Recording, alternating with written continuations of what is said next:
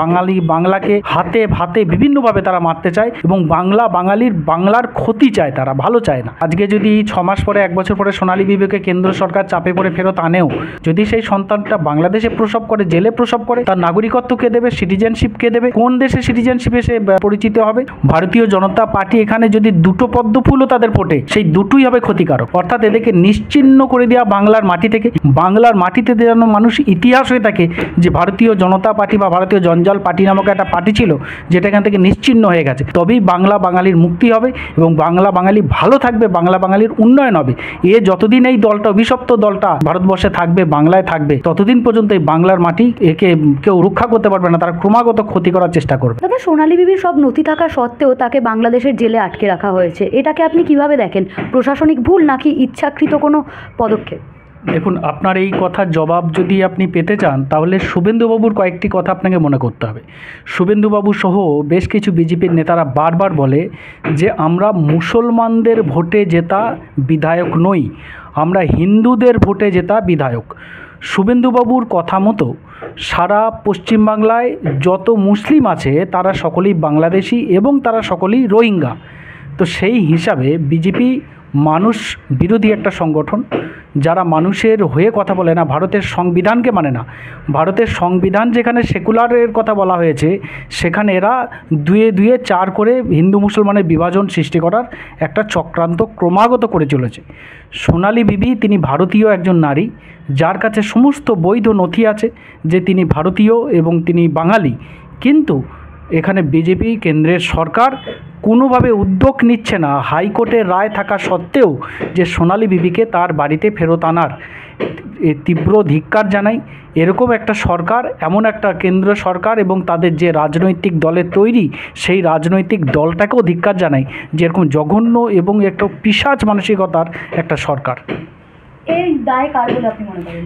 এর দায় সম্পূর্ণ বাংলায় যদি ঘটনাটা ঘটে থাকে, দেখুন এটা তো বিদেশ মন্ত্রকের একটা নির্দিষ্ট থাকে কাজ, কিন্তু আমরা বিভিন্ন টিভির পর্দায় দেখছি আমাদের যিনি বিদেশ মন্ত্রী, আমাদের বাংলা সারা ভারতবর্ষের লোক জানে না তার নাম কি।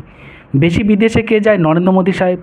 এবং আমাদের স্বরাষ্ট্রমন্ত্রী যিনি অমিত শাহ, তারও বর্ডার পাহারা দেওয়ার দায়িত্ব থাকে। তো সেখানে সম্পূর্ণ দায় কেন্দ্র সরকারের, বিদেশ মন্ত্রীর অফিসিয়ালি দায়িত্ব, কিন্তু মাথার যিনি মুকুট হয়ে বসে রয়েছেন, যিনি সমস্ত চেয়ারগুলোকে দখল করে বসে রয়েছেন, তিনি নরেন্দ্র মোদী। এই দায় নরেন্দ্র মোদীর দায়।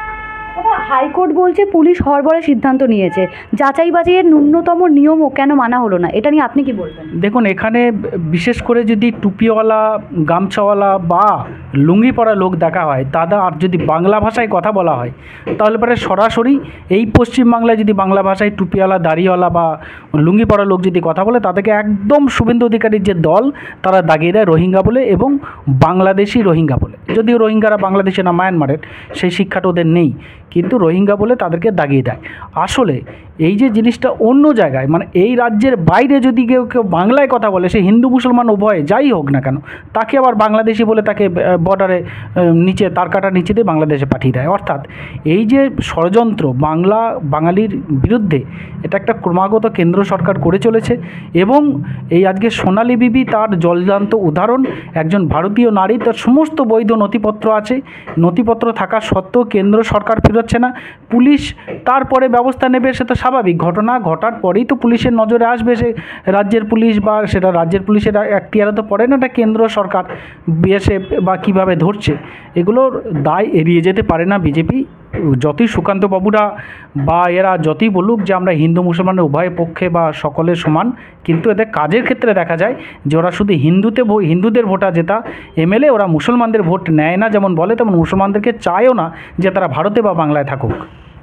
দাদা, সোনালী বিবি আমরা দেখেছি একজন গর্ভবতী মহিলা, সেই মহিলাকে রাতারাতি বাংলাদেশে ঠেলে দেওয়া হয়েছে, এটা কি মানবাধিকার লঙ্ঘন নয়?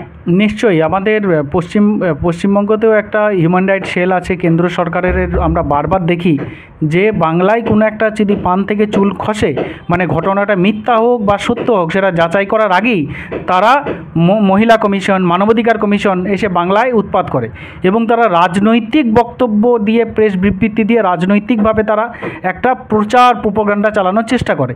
কিন্তু এই ক্ষেত্রে যিনি একটা মানবাধিকারকে উল্লঙ্ঘন করছে, একজন সোনালী বিবি, একজন মুসলমান মহিলা, ভারতীয় মুসলিম মহিলা, যিনি গর্ভবতী, এরকম একটা গর্ভবতী মহিলাকে দীর্ঘদিন বাংলাদেশের জেলে আটকে রাখা হচ্ছে, তাকে আনার ব্যবস্থা হচ্ছে না। অর্থাৎ এটা সম্পূর্ণ অমানবিক এবং পিশাচ সরকার, রক্ত পিপাসু সরকার। মানে এর থেকে ভয়ঙ্কর জঘন্য আর কোনো দিন কোনো সরকার ছিল বলে আমার অন্তত জানা নেই। দাদা, তিনি তো গর্ভবতী, তার সন্তান যদি বাংলাদেশে জন্মগ্রহণ করে সে তো রাষ্ট্রহীন হয়ে পড়তে পারে, তার বিরুদ্ধে কী পদক্ষেপ গ্রহণ করছে রাজ্য সরকার? এটা সবটাই একটা টেকনিক্যাল বিরাট একটা ভূমিকা নেবে আগামী দিনে। আজকে যদি 6 মাস পরে 1 বছর পরে সোনালী বিবিকে কেন্দ্র সরকার চাপে পড়ে ফেরত আনেও, কারণ এর আগে যখন পাকিস্তানের বর্ডারে যখন আমাদের দুজন বাংলার সন্তানকে যখন আটকে রাখলো, তখন মমতা বন্দ্যোপাধ্যায় উদ্যোগ নিয়ে মমতা বন্দ্যোপাধ্যায়ের মুখে মানে চাপে পড়ে সেখানে নরেন্দ্র মোদী তিনি সেখান থেকে আমাদের বাংলার সন্তানকে ফেরত নিয়ে আসলেন। আবার পুনরায় এই সোনালী বিবির জন্য আবার রাজ্য সরকার চাপ দিচ্ছে, মমতা বন্দ্যোপাধ্যায় চাপ দিচ্ছে যাতে বাংলার নারী, সেই বাঙালি এবং ভারতীয় নারীকে যাতে ফেরত আনা হয়। কিন্তু আনার পরে সত্যিই তো যদি সেই সন্তানটা বাংলাদেশে প্রসব করে, জেলে প্রসব করে, তার নাগরিকত্ব কে দেবে, সিটিজেনশিপ কে দেবে, কোন দেশে সিটিজেনশিপে সে পরিচিত হবে? মানে এটা ভয়ঙ্কর ব্যাপার একটা। তার জন্য আগামী দিনে এটা কিন্তু প্রশ্নচিহ্ন হয়ে দাঁড়াবে। কেন্দ্র হাইকোর্টের রায় না মেনে সুপ্রিম কোর্টে গেছে, এটা কি ইচ্ছাকৃত দেরির ইঙ্গিত নয়? না, তারা তো চায় যে এই দেখুন, এই যে এটা একটা তাদের মানসিকতাটা দেখুন। রাজ্য সরকার, রাজ্যের হাইকোর্ট যেখানে রায় দিয়েছে সেটাকে চ্যালেঞ্জ করে আবার কেন্দ্র সরকারে গেছে, মানে সুপ্রিম কোর্টে গেছে। তা মানে এটা বোঝা যাচ্ছে যে তারা ইচ্ছাকৃতভাবে মানুষকে হ্যারাসমেন্ট করতে চায়, মানুষকে বিপদগ্রস্ত করতে চায়, বাংলাকে হাতে ভাতে বিভিন্নভাবে তারা মারতে চায় এবং বাংলার ক্ষতি চায়, তারা ভালো চায় না। এটা থেকে প্রমাণিত হচ্ছে। রাজ্য কি এই ধরনের বেআইনি পুশব্যাক আলাদা তদন্ত করবে? দেখুন, রাজ্যের হাতে তো ইন্টারন্যাশনাল এই বিষয়গুলো থাকে না, রাজ্যের আওতার মধ্যে থাকে না। যতক্ষণ আমাদের বাংলার বর্ডারে থাকে, বিএসএফের যে এখতিয়ার সেটা 15 কিলোমিটার থেকে তারা বলে না হেলে ধরতে পারে না বা কেউটে ধরতে গেছে, 15 কিলোমিটার সামলাতে পারে না, তারা 50 কিলোমিটার পর্যন্ত নিয়ে বসে রয়েছে। 50 কিলোমিটার পর্যন্ত নিয়েও তারা এখন অনুপ্রবেশ আটকাতে পারছে না। তাদেরকে এসআইআর করতে হচ্ছে, এনআরসি করতে হচ্ছে, সিএ করতে হচ্ছে, নানানভাবে ফন্দি করতে হচ্ছে। সোনালী বিবির মতো মহিলাকে, গর্ভবতী মহিলাকে, ভারতীয় মহিলাকে ধরে বাংলাদেশে পাচার করতে হচ্ছে। অর্থাৎ তারা যে অক্ষম, তারা অপারগ, সেটা বারবার এটাকে প্রমাণ করছে এবং এটাকে বারবার মানুষ এটা জানতে পারছে যে বাঙালি বিরোধী মানেই বিজেপি এবং কেন্দ্র সরকার। সোনালী বিবির মতো ভবিষ্যতে যেন আরও কোনো ভারতীয় নাগরিককে এভাবে বাংলাদেশে পাঠানো না হয়, তার বিরুদ্ধে কী পদক্ষেপ আপনি দাবি করছেন? দেখুন, এখানের একটাই আমি পদক্ষেপ দাবি করব যে বাংলার মানুষ যেন 2026 সালে যে ভোট আসছে সেই ভোটে যেন বিজেপিকে নিশ্চিহ্ন করা যায়। ভারতীয় জনতা পার্টি এখানে যদি 2টো পদ্ম ফুলও তাদের ভোটে, সেই দুটোই হবে ক্ষতিকারক। ভারতীয় জনতা পার্টি যদি 2টো বিধায়ক পায় বা একটা পায় সেটাই ক্ষতিকারক। অর্থাৎ এদেরকে নিশ্চিহ্ন করে দেওয়া বাংলার মাটি থেকে। বাংলার মাটিতে যেন মানুষ ইতিহাস হয়ে থাকে যে ভারতীয় জনতা পার্টি বা ভারতীয় জঞ্জাল পার্টি নামক একটা পার্টি ছিল যেটা এখান থেকে নিশ্চিহ্ন হয়ে গেছে। তবেই বাঙালির মুক্তি হবে এবং বাঙালি ভালো থাকবে, বাঙালির উন্নয়ন হবে। যতদিন এই দলটা, অভিশপ্ত দলটা এইখানে ভারতবর্ষে থাকবে, বাংলায় থাকবে, ততদিন পর্যন্ত এই বাংলার মাটি একে কেউ রক্ষা করতে পারবে না। তারা ক্রমাগত ক্ষতি করার চেষ্টা করবে। কেন্দ্র যদি পদক্ষেপ না নেয়, রাজ্য কি পদক্ষেপ নিতে পারে বলে আপনার? রাজ্যের এখতিয়ারের মধ্যে যেগুলো আছে সেগুলো করবে। রাজ্য চাপ বাড়াতে পারে কেন্দ্রের কাছে। রাজ্যর সরকারের পুলিশ তো আর গিয়ে বাংলাদেশ থেকে আনতে পারে না, বা আমাদের মমতা দিও গিয়ে সেখানে গিয়ে আন্দোলন করতে পারে না, আমরাও পারি না, এটা আমাদের এখতিয়ারে নয়। মমতা দি যদি কোনো দিন প্রধানমন্ত্রী হন, নিশ্চয়ই আমরা সেরকম জিনিস আমরা ঘটতে দেবো না। অর্থাৎ এখানে কেন্দ্র যে সরকার, এনডিএ সরকার আছে, তাদেরই উদ্যোগ নেওয়া উচিত। আমরা প্রতিবাদ করতে পারি, আমরা কেন্দ্র সরকারের কানের 12টা বাজাতে পারি, চিৎকার করে যে আমাদের মহিলাকে, আমাদের ভারতীয় নারীকে, বাঙালি নারীকে তোমরা ফেরত এনে দাও, এই জোরটাই আমরা দিতে পারি। এর বেশি তো আমরা কিছু করতে পারি না, কারণ আমাদের অফিসিয়ালি এখতিয়ারের বাইরে, এটা ইন্টারন্যাশনাল ইস্যু। এখানে আমরা কী বার করতে পারি, আমাদের কতটুকু ক্ষমতা?